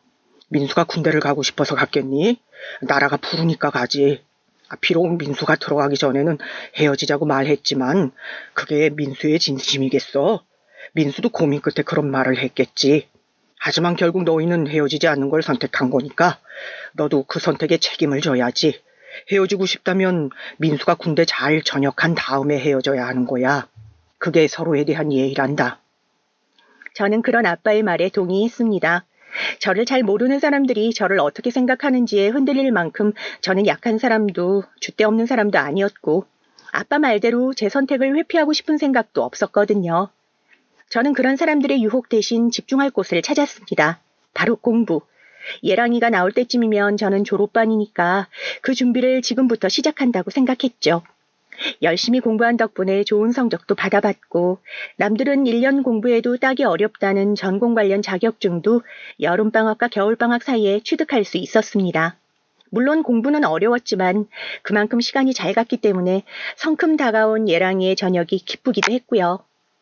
예랑이의 저녁날 저희 가족과 예랑이 가족은 서로 함께 예랑이 부대로 가서 예랑이와 함께 집으로 돌아왔습니다.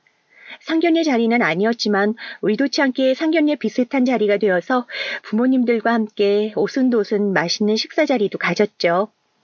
예랑이네 누나와 남동생은 일정이 있어서 빠졌다고 하지만 아무래도 가족과 가족끼리의 만남이다 보니까 부모님들 사이에 묘한 기류가 조금씩 흘렀죠. 그런 저희 분위기를 알았는지 들어간 식당에서 종업원이 방으로 안내를 해주었습니다. 들어간 방에서 마주보고 앉아 주문을 얼른 끝냈습니다. 종업원이 나가고 조용해진 방에서 처음 말을 꺼낸 건 저희 아빠였습니다. 이거 왠지 긴장되는 자리네요. 그러게 말입니다. 그래도 이렇게 먼 곳까지 저희 민수 때문에 와주시고 정말 감사합니다. 맞아요. 게다가 민수 휴가 나올 때에도 꼬박꼬박 맛있는 밥 사주시고 용돈 주신 거 너무 감사해요. 게다가 입대 날이며 수료식이며 저희 믿고 따님 보내주셔서 감사합니다. 아이고 아니에요. 괜히 저희 딸이 따라다녀서 가족들 시간을 방해한 것 같아 죄송해서 어쩌죠. 저희야 민수가 워낙 반듯하고 성격도 다정다감하니 좋아서 둘이 사귀는 거에 반대는 없었어요. 민지가 민수랑 사귀자마자 남자친구 생겼다고 얼마나 자랑을 하고 좋아하던지 민수가 워낙 좋은 애라서 저희도 마음 놓고 있습니다. 오고 가는 칭찬 속에서 저랑 예랑이는 열심히 밥만 먹었습니다. 예랑이는 자기가 먹어보고 맛있는 반찬이 있으면 부모님 눈치를 보다가 제 앞접시에 올려줬고, 저도 맛있는 게 있으면 예랑이 앞접시에 올려줬죠. 그 모습을 본 부모님이 저희를 보시더니 하하하 웃으시면서 그러셨습니다. 서로 얼마나 좋으면 저렇게 주거니 받거니 아주 예쁜 모습 아닙니까? 그러니까요. 또 민지가 저렇게 예쁘고 좋은 애니까 저희 아들이 꽉 잡으려고 내숭 피우는 거 아니겠습니까? 아빠. 그만 됐어요. 됐어. 아유, 누가 봐도 예쁜 한 쌍인데 뭘. 둘이 결혼하면 신혼집은 저희가 마련할게요. 어머님의 그 말을 시작으로 이런저런 이야기들이 오고 갔습니다. 그럼 우리 민지가 민수 군대도 기다려줬는데 신혼집만 해주겠어? 지원도 팍팍 해줄 겁니다. 그러니까 우리 민지 내 며느리 하는 거다. 알겠지? 능청스럽게 웃으며 대답하는 아버님의 말에 웃으며 네 하고 대답했죠. 그러자 앞에 앉아있던 예랑이가 웃으면서 저에게 물어봤습니다. 나랑 결혼해 줄 거야?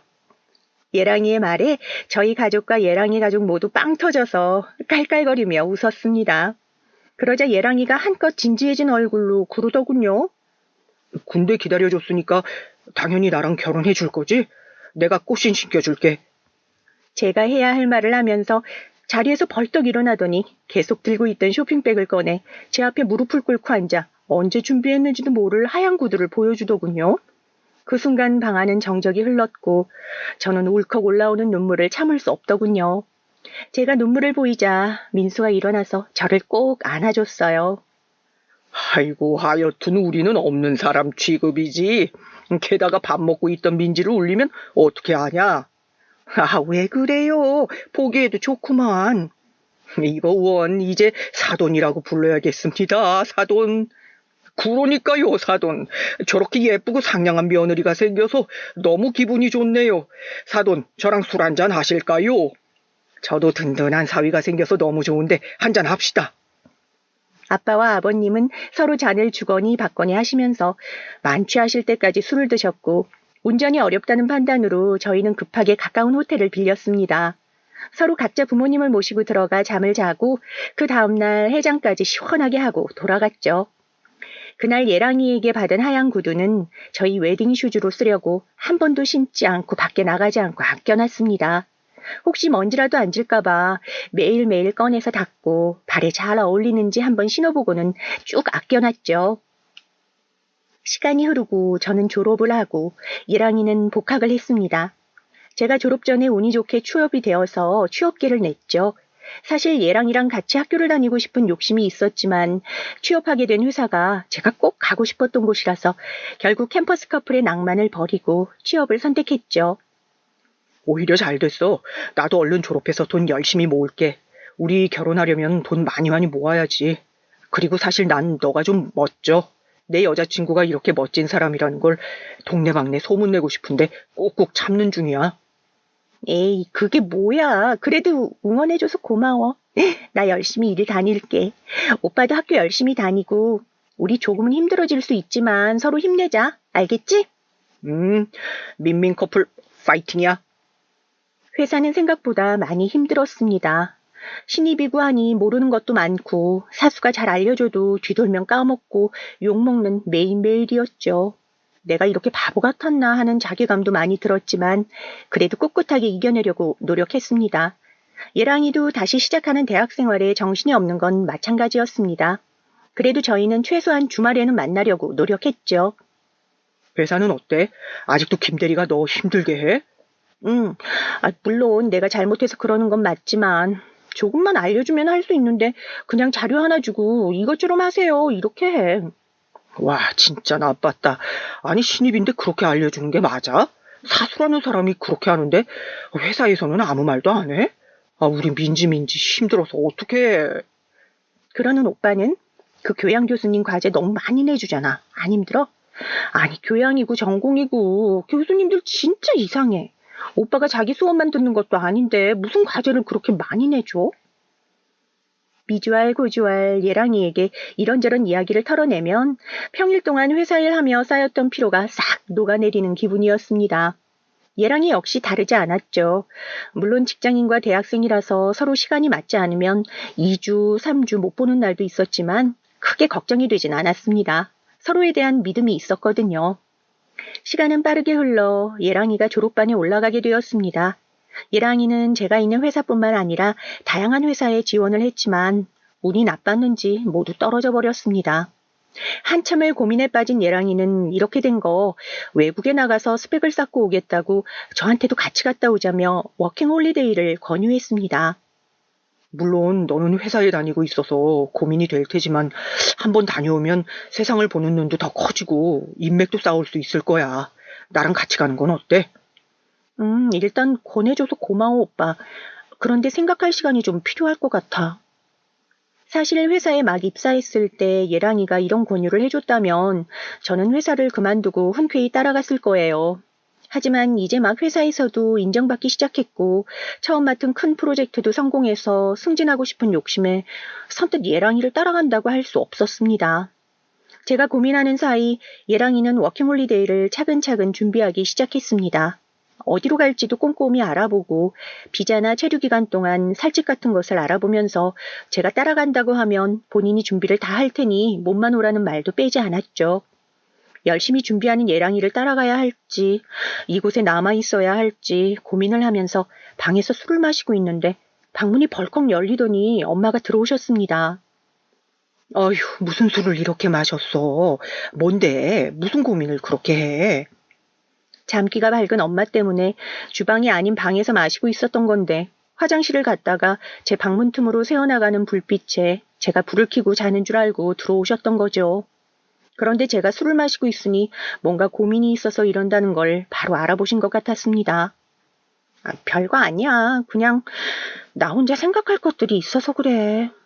아이고, 퍽도 별일이 아니겠다. 자기 아빠 닮아서 술은 입에도 안 되는 애가 술을 마시고 있는데 그게 별일 아니야? 아, 뭔데? 엄마한테만 털어놔봐. 아이 참. 진짜 별거 아니야. 그냥 생각할 게 있어서 그래. 그럼 더더욱 엄마한테 말해야지.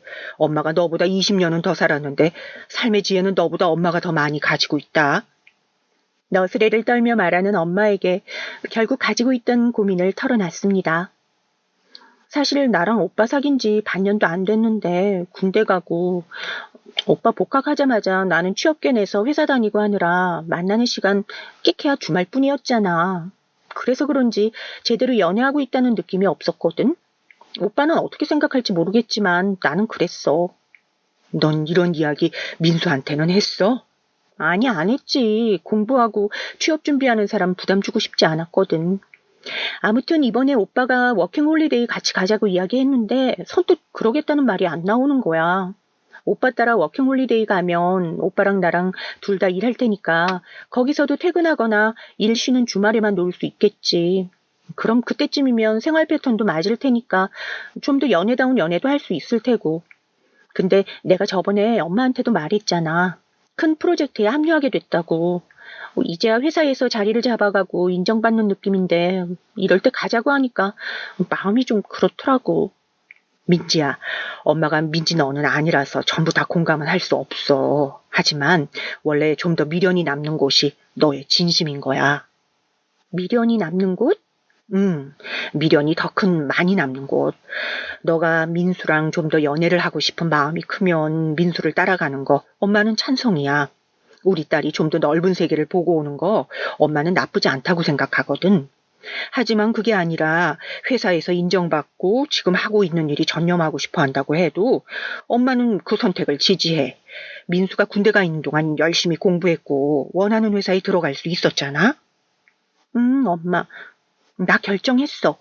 엄마 덕분에 이제 확실하게 정했어. 고마워요, 엄마.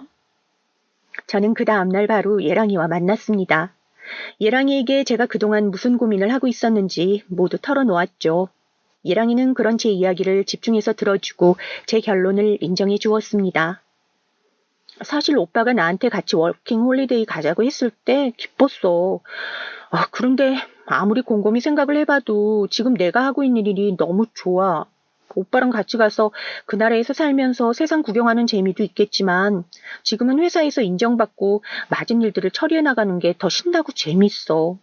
그래서 난 여기 남아서 계속 회사를 다니고 싶어. 그랬구나. 그런 고민을 했구나. 사실 나도 말하고 아차 싶긴 했어. 민지 너는 이제 회사에서 인정받고 큰 프로젝트도 들어가서 일하는데 나만 조금씩 뒤처지는 느낌이라서 이와 이렇게 된 거 둘이서 새로 출발해보는 것도 좋겠다는 생각에 권한 거였어. 하지만 민지 너가 지금 회사 일이 더 즐겁고 좋다면 나도 널 응원할게. 우리 각자의 자리에서 서로를 열심히 응원해주자. 저희는 그렇게 짧다면 짧고 길다면 긴 롱디를 시작했습니다. 처음에는 밤이고 낮이고 각자 연락을 하느라 정신이 없었습니다. 일을 쉬는 주말에는 하루 종일 노트북으로 화상 채팅을 틀어놓고 있었던 일들을 정신없이 털어놓았죠. 예랑이도 예외는 아니었습니다. 아니, 오히려 예랑이의 이야기가 더 흥미진진했습니다. 그곳에서 만난 한국 친구들의 이야기를 들으면서 이번 휴가는 예랑이가 있는 나라로 가고 싶다는 생각도 정말 많이 했거든요. 오빠 말 들으니까 나도 가고 싶다. 나 이번에 프로젝트만 마무리되면 휴가 길게 쓸 수 있는데 오빠 있는 곳으로 내가 한번 다녀올까? 우리 부모님도 오빠 있는 곳으로 간다고 하면 허락해 주실 것 같은데? 오, 좋아. 그럼 이번에 민지가 맡은 프로젝트 대박나라고 기도해야겠다. 내가 너랑 결혼하고 나중에 같이 여기 놀러 오면 가고 싶어서 같이 일하는 친구들이 추천해준 나도 꼭 참고 안 갔는데. 이번 휴가 때 너 오면 우리 한번 가보자. 진짜? 진짜지? 아, 빨리 프로젝트 마무리됐으면 좋겠다. 우리 진짜 신나게 놀자. 근데 오빠 나 가면 일 뺄 수 있어? 그건 좀 어려울 것 같지만 날짜만 잘 맞추면 뺄 수 있을 거야. 우리 민지 오면 진짜 신나게 놀아야 하니까 내가 여행 코스 다 짜놓을게. 꼭 와서 같이 노는 거야. 알겠지? 저랑 예랑이는 같이 놀 생각에 기대에 부풀어 있었습니다. 예랑이는 제가 거기까지 비행기 타고 가는 거니까 다른 건 다 자기가 결제하겠다면서 이것저것 알아보고 예약 가능한 것들은 이것저것 예약하더군요. 그리고 여긴 어떤 곳이고 이곳은 뭐 하는 곳이야 하면서 인터넷에서 찾은 사진들을 보여주면서 설명을 해주는 모습이 어찌나 귀엽든지 얼른 시간이 지나 프로젝트가 안정적으로 끝나 예랑이와 함께 노는 모습을 기대했죠. 프로젝트가 슬슬 중간 단계에 접어들고 예랑이와 함께 놀러 다닐 생각에 하루하루를 행복하게 보내고 있던 와중에 청천벽력 같은 소식을 들었습니다. 회사 임원진들이 이번 프로젝트를 여기서 잠정 중단하겠다는 거였습니다. 그 소식을 가지고 온 팀장님이 빙빙 돌려 말했지만 결론은 돈이 안 될 것 같으니 더 많은 돈이 들기 전에 여기서 중단한다는 것이었습니다. 어쩜 하루아침에 이렇게 될 수 있는지. 프로젝트 때문에 뭉칠 수 있었던 팀은 프로젝트가 잠정 중단되자 산산조각이 났고 팀원이었던 사람들은 난민처럼 다른 팀에 흡수되어야 했습니다. 설상가상으로 새로 들어간 팀에서 이제 막 다른 프로젝트를 준비하고 있어서 휴가도 못 내고 냈던 휴가도 잘려버렸습니다. 저는 이 소식을 예랑이에게 전했죠. 오빠 미안해. 나 이번에 휴가 못 가. 뭐? 왜? 아니, 내가 그동안 하고 있던 프로젝트 임원들이 여기서 중단하는 게 좋을 것 같다고 그래서 우리 팀 쪼개졌어. 나 다시 다른 팀으로 들어가서 새로운 프로젝트 들어가야 해. 그래. 미안해, 오빠. 기대 많이 했을 텐데. 예약한 거 내 거는 취소하고 오빠라도 놀다 와. 아니야. 너 없이 어떻게 그래. 오빠도 거기서 열심히 일하고 이제 막 놀러 가려고 한 거잖아. 그러지 말고 다녀와. 가서 사진 많이 찍어서 나 보여줘. 우리 신혼여행 갈 때는 꼭 같이 가자. 알겠지? 예랑이는 제 말에 알겠다고 말하면서 자기가 사전 방문도 해보고 예쁜 곳 있으면 사진도 많이 찍어서 보내주겠다고 했습니다.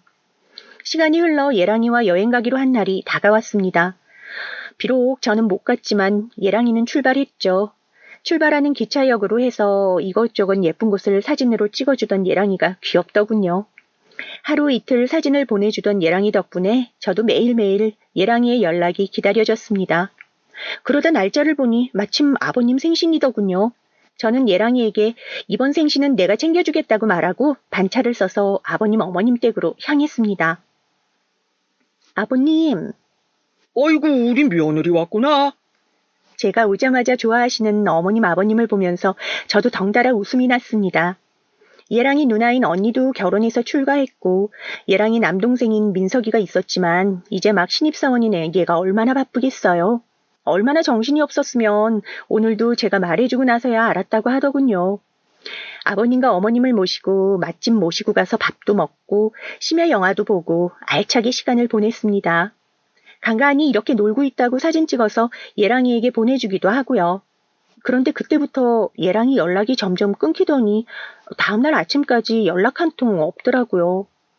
걱정되는 마음에 국제전화라도 해봐야 하나 하고 생각하고 있었는데 술을 먹고 취해서 이제 일어났다는 연락을 받았습니다. 마침 주말이라 바로 영상통화를 걸었지만 받지 않더군요. 지금 방을 빼야 해서 조금 있다가 하겠다는 연락을 하고 예랑이는 다시 연락을 하지 않았고요. 때마침 저도 회사에서 일이 바빠져서 연락은 흐지부지 됐죠. 그 주 주말 아침부터 걸려오는 영상통화를 받아 예랑이와 이런저런 이야기를 하다가 왜 연락이 안 됐는지 물어봤습니다. 근데 정말 왜 연락이 안 됐던 거야? 나 오빠 걱정 엄청 했어. 와이파이? 와이파이가 계속 끊겨서 그랬어. 너도 없으니까 잠자는 곳을 싼 곳으로 알아봤더니 거기 와이파이 신호가 약하더라고. 그래서 그랬어. 미안해. 내 맘 알지? 저는 그런 예랑이의 말에 아무런 의심을 하지 않았습니다. 우리나라가 괜히 IT 강국이라는 말이 있는 게 아니잖아요.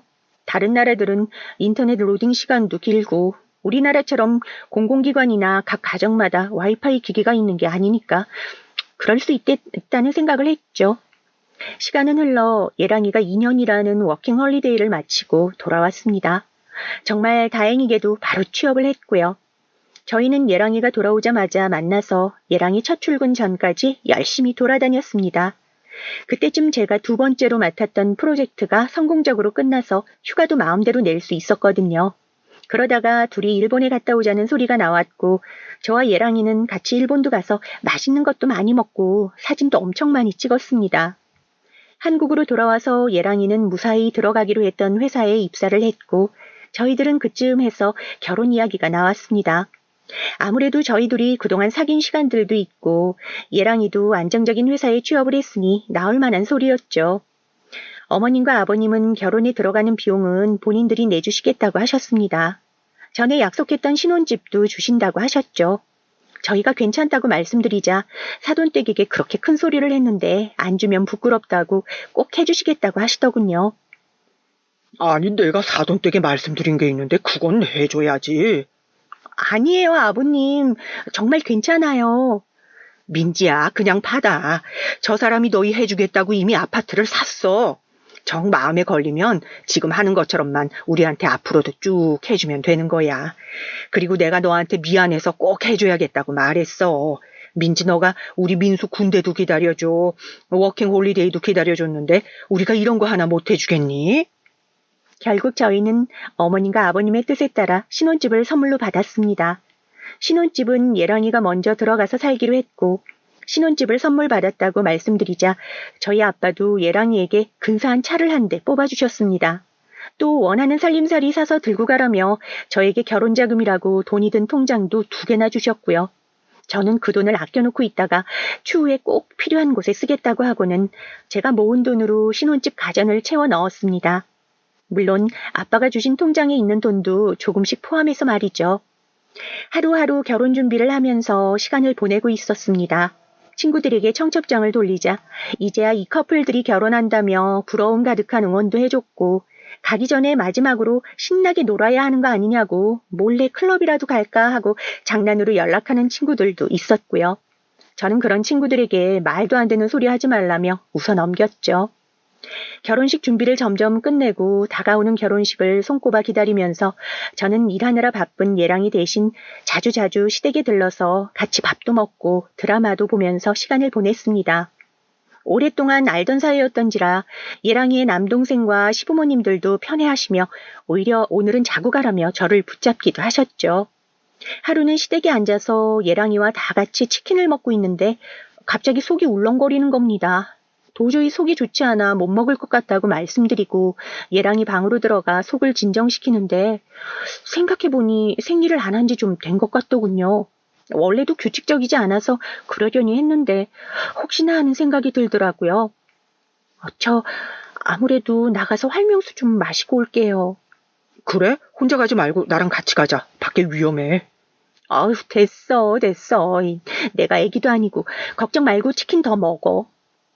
저는 활명수라도 사 먹고 오겠다고 말씀드리고 편의점으로 향했습니다. 예랑이가 따라오려고 했지만 제가 괜찮다고 말렸고요. 저는 편의점 옆 24시 약국으로 들어가 임태기를 달라고 했습니다. 그러고는 다시 시댁으로 가서 임태기를 해봤죠. 원래는 아침에 일어나서 하는 게 제일 정확하다고 하지만 괜히 급한 마음이 들어서 얼른 해봤죠. 20분 정도 기다리자 완전한 두 줄이 뜨더군요.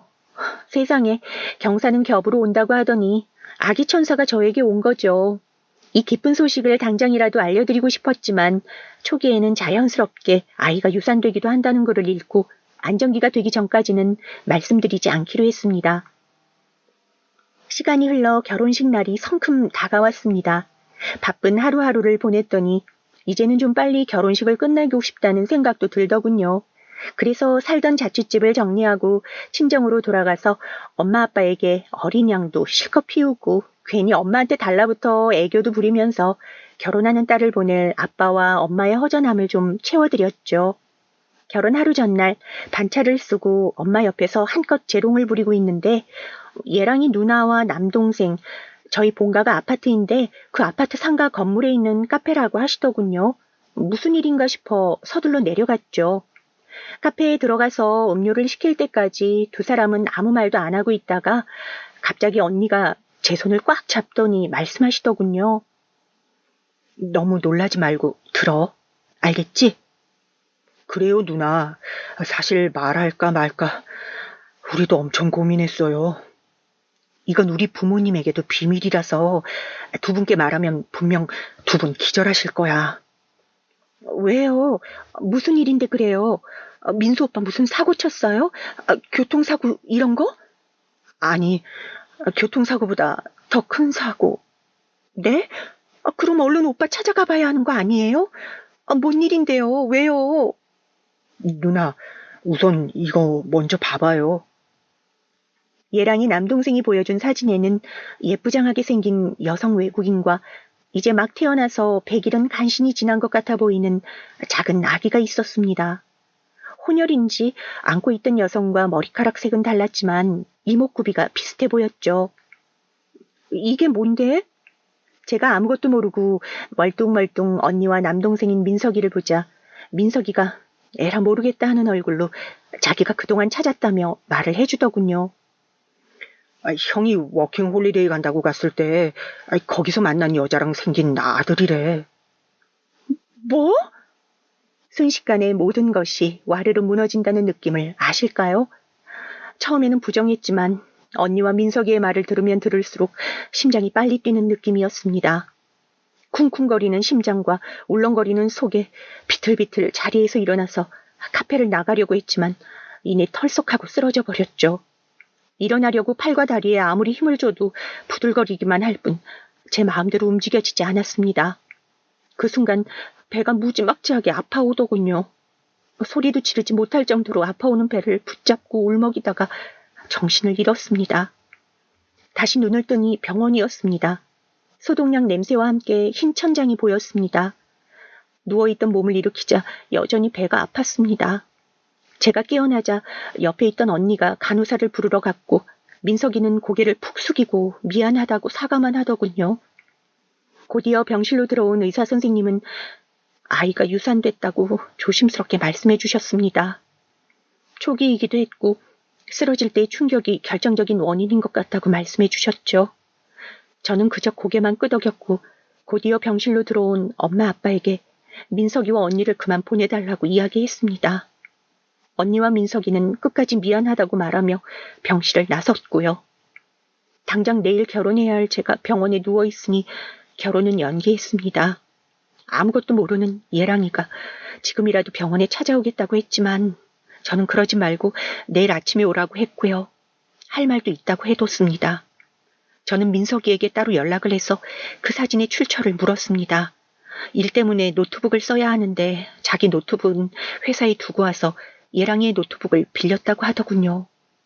일을 끝내고 아무 생각 없이 사진첩에 들어가서 외국에 나가 찍은 사진들을 구경하다가 발견했다고 했습니다. 처음에는 그냥 거기서 사귄 친구인가 보다 하고 생각했는데 뒤로 가면 갈수록 그 여자의 사진이 점점 늘어나더니 배가 점점 나오다가 만삭 사진까지 있었다고 하더군요. 저는 그 이야기를 가만히 듣다가 민석이에게 사진을 보내달라고 했습니다. 제가 보고 쓰러졌던 사진을 말이죠. 민석이는 잠시 조용해지더니 바로 제 핸드폰으로 사진을 보내줬습니다. 다음날 아침 예랑이가 병실로 들어왔습니다. 아무것도 모르는 듯이 과일 바구니를 들고 온 예랑이에게 자리에 앉으라고 말했습니다. 예랑이는 잠시 무슨 일인지 몰라 어리둥절해 보이더니 이내 엉거주춤 의자에 앉더군요. 짧은 시간 동안 뭘 어떻게 말해야 할지 몰라 머뭇거렸지만 핸드폰을 꺼내 사진 먼저 보여줬습니다. 예랑이는 제가 보여준 사진을 아주 잠시 확인하고는 아무 말도 하지 못했고요. 저는 핸드폰을 내려놓고 말했습니다. 내가 알아볼까? 오빠가 설명할래? 제 말에 예랑이는 체념한 듯 고개를 푹 숙이더니 미안하다고 사과만 하더군요. 그런 사과 필요 없으니까 어떻게 된 건지 사실대로 다 말해. 그때 너 오기로 하고 못 왔었잖아. 그때 나 혼자 여행하면서 우연히 만났어. 그날 밤에 술 왕창 먹고 다음날 일어나 봤더니 그 뒤로 서로 통하는 게 많아서 친하게 지내다가 집세 아껴보자는 핑계로 같이 살게 됐고 그러다가 나랑 결혼은 왜 하려고 한 거야? 당연히 결혼은 너랑 해야지. 우리가 그동안 함께한 세월이 얼마인데. 그렇게 생각한 사람이 지금 이런 짓을 해? 너가 양심이 있어? 당장 나가. 우리 이제 끝이야. 나가. 저는 그렇게 소리를 질렀고 마침 병실로 오신 부모님에 의해서 예랑이는 병실에서 쫓겨났습니다. 저는 예랑이가 외국에 나가 바람을 폈고 아기까지 생겼다며 사진을 보여드렸죠. 사진을 받아든 아빠는 당장이라도 예랑이를 찾아 한 대 때려줘야 속이 시원하겠다고 씩씩거리셨고 엄마는 저를 따뜻하게 안아주셨습니다. 나 파혼할 거야. 그리고 억울해서라도 저 나쁜 놈한테 뭐라도 하고 싶어. 그래, 아빠가 다 알아서 해줄게. 걱정하지 마라. 아빠는 정말 본인의 말에 충실하게 변호사를 구해주셨습니다. 저는 제가 가지고 있는 모든 자료를 변호사에게 주었고 변호사는 바로 결혼 사기로 고소를 했고 그 소장받은 아버님과 어머님께 합의하자고 연락이 왔습니다. 두 분도 소장을 받고 아셨는지 저희 집까지 찾아오셨지만 저는 끝내 문을 열어드리지 않았습니다. 저희 부모님도 괜히 얼굴 봤다가 마음 약해질 것 같다고 거부하셨고요. 합의는 점점 진행하고 있는 중이고 민석이와 언니에게 듣기로는 예랑이는 지금 집에서 사람 취급도 못 받고 있다고 합니다. 짐승과 다를 바 없다고 집에서 쫓겨냈다고 하시더군요. 결혼 선물로 받았던 신혼집에서도 쫓겨났다고 합니다. 설상가상으로 그쪽에서 양육비 지급하라고 연락까지 오고 있다고 하더군요. 예랑이와는 별개로 어머님과 아버님은 계속 찾아오셨습니다. 계속 오시는 어른들을 계속 거부할 수도 없어서 결국 저희 집 및 카페에서 보기로 했죠. 두 분이서 한껏 긴장하신 표정으로 앉아 계셨는데 사실 마음은 좋지 않았습니다. 카페에 들어가 인사를 하고 앉자 어머님께서 불쑥 제 손을 꽉 잡으셨습니다. 미안하다. 이런 일이 있을 거라는 생각도 못했어. 우리가 아들 하나 잘못 키워 너가 고생이 많았다. 그 녀석 대신 우리가 사과할게. 미안해, 민지야. 우리 며느리, 아니 민지야. 그동안 그 못난 놈 사랑해줘서 고마웠다. 그런 놈 좋다고 우리한테까지 잘해준 너니까 앞으로도 잘 살 거라고 생각해. 너희 쪽에서 얼마를 부르든 맞춰주마. 아들 잘못 키운 값이니까 얼마든지 원하는 만큼 부르렴. 두 분은 이렇게 말씀하시고는 이 말을 전해주고 싶으셨다고 하시면서 자리에서 일어나셨습니다. 저는 두 분이 가시는 걸 배웅해주고 집으로 올라왔고요. 아버님과 어머님께서 해주신 이야기를 엄마와 아빠에게 전해드리자 아빠는 담배를 피우러 내려가시고 엄마는 저를 안아 다독여 주실 뿐이었습니다. 두 분의 뜻을 변호사에게도 전달했고 적당한 선에서 마무리하기로 했습니다. 예식장 예약 비용과 아빠가 예랑이에게 사주셨던 찻값 그리고 신혼집을 채운 가전용품과 약간의 정신적 피해 보상금에 합의를 했습니다. 아버님과 어머님은 다 주시려고 했지만 제 쪽에서 거부했고요.